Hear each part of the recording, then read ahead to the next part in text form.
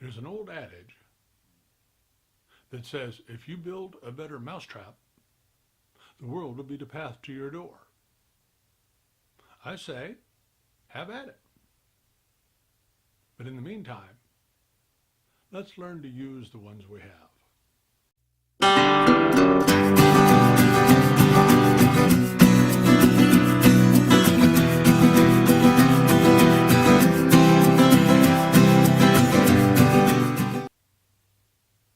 Hi, this is Brent, welcoming you to Mousetrap University. What we're going to do here is get real proficient at the use of mouse and rat traps. We're also going to discuss other means to control them, such as rodent proofing, the family cat, and the use of poisons, but that'll come later. For now, what we're going to do is go to the store, get some traps, bring them home, learn how to enhance them a little bit, and get them ready to set. Let's begin. In the hardware store or home center, and you bought a trap, how many? Well, you can buy as many as 3. You shouldn't need more than that. One's a good start, as many as 3. Once you get the cellophane off, that's what the trap looks like, pretty basic. You'll find that one piece of the trap, the trigger bar, is held down by a staple. That's a picture of it there. You're going to have to remove that staple. Simply get some pliers, pull the staple out, and the trap is ready to use. Now, so far as setting the trap, approach it from the back. Keep your fingers out of the way. Pull the bail back, hold it securely with your thumb. Take the trigger bar and engage the little slot on the bait pan. You'll notice that once engaged, the bait pan starts to lift slightly. As you put tension on the trap by releasing the bail, then the tension holds the trap and is ready to spring. So there it is again. The trigger bar is engaged, the bait pan is lifting, and we're taking a little bit of pressure off that powerful bail, and it's ready to spring. The trap is set.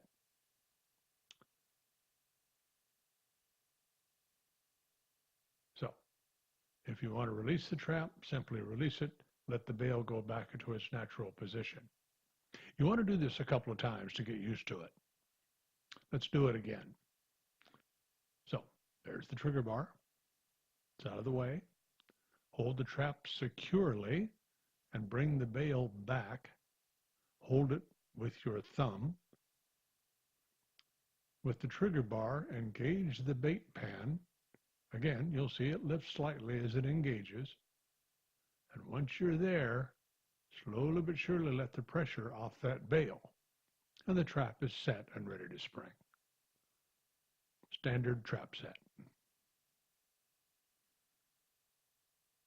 To release, just push down on the bail, get the trigger bar out of the way, hold the trap firmly, and let the bail return to its natural position.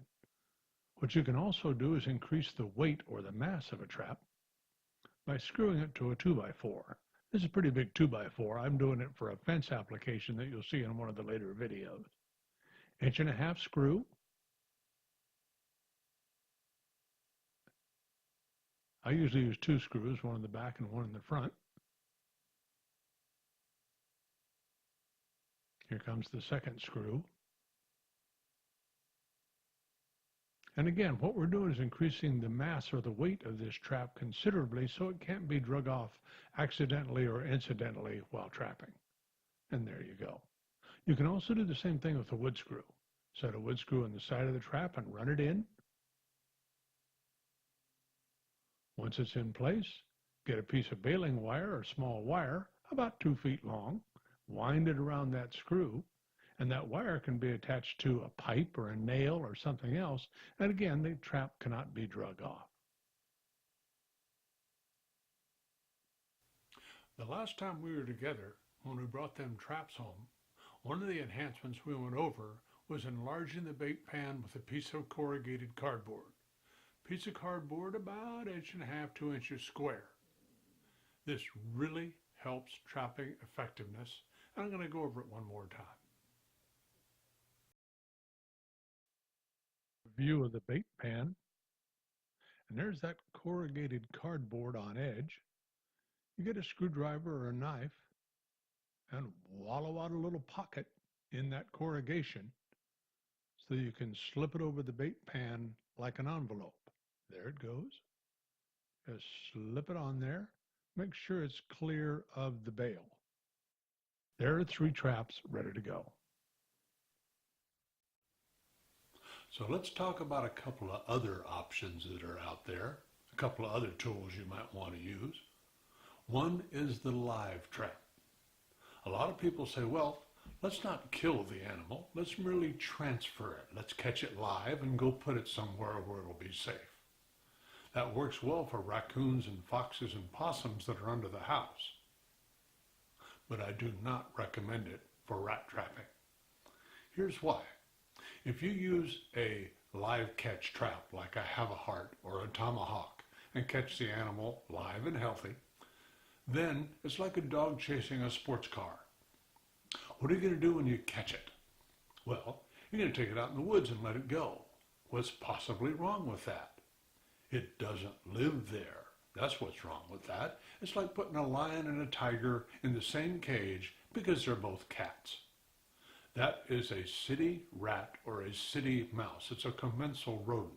It does not belong in the wooded forest sylvatic environment. In fact, it can do great damage there. So I do not recommend catching rats and letting them go in the woods. Another option that's out there is called the sticky board or the glue board in order to control rats and mice. I use them on occasion, but I am not a great fan. My problem is simply this. I believe that a glue board, when it's working properly, the animal suffers too much. Okay then, that pretty well wraps up getting the traps ready to go. I look forward to seeing you on the next tape where we'll talk about how I set them and bait them. See you then.